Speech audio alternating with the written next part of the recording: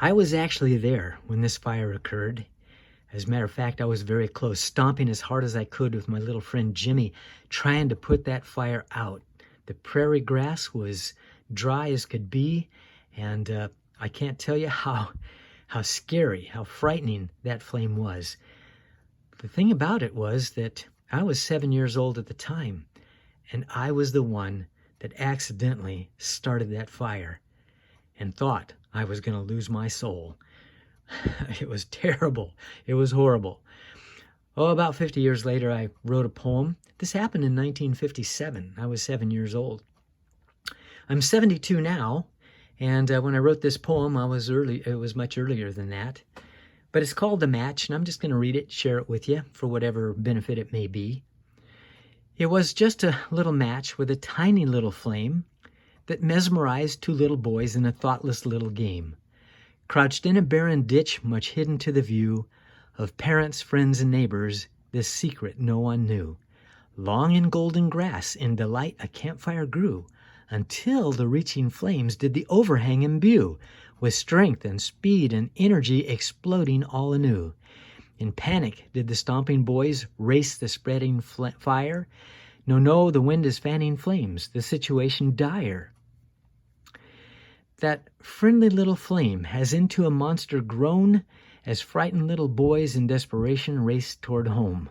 Pounding hearts and crushing fear, I know I've lost my soul. Great black clouds reach to the sky, and many now will know. Fire engines, red flashing lights, and men scurry all about.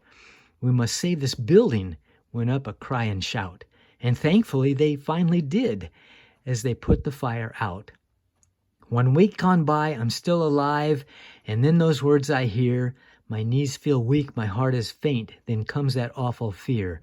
Mr. Jacobs saw you with binoculars that day. We know 'twas you, she shouted as she smugly drove away. My parents do not know, so I must courage take. Best comes from me, the neighbors, yes, better for my sake. It was just a little match, that little flame, just a tiny little match and a tiny little flame. Some lessons cannot come in any other way. Thank you, Lord, for life so dear, I get to live another day. I've written a lot of poems about my life stories, and this is the one that I thought I would tell today and share with other people. It was back in 2019 that I wrote this poem about that experience. And it happened, as you can read here, it happened in Pierre, South Dakota.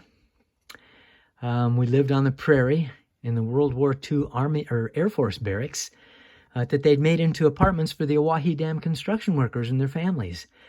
We were surrounded by miles of grass and rolling prairie, and boy, we used to have so much fun doing the things that we did out there on that prairie. There's so many stories I could tell, and I have written a number of poems about those stories.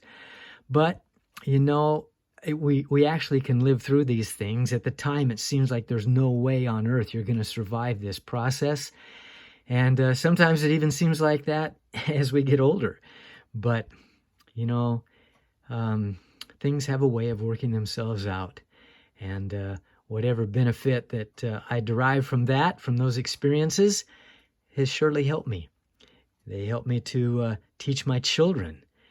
They too will not understand until they go through some of these experiences how dangerous some of the things are that we do.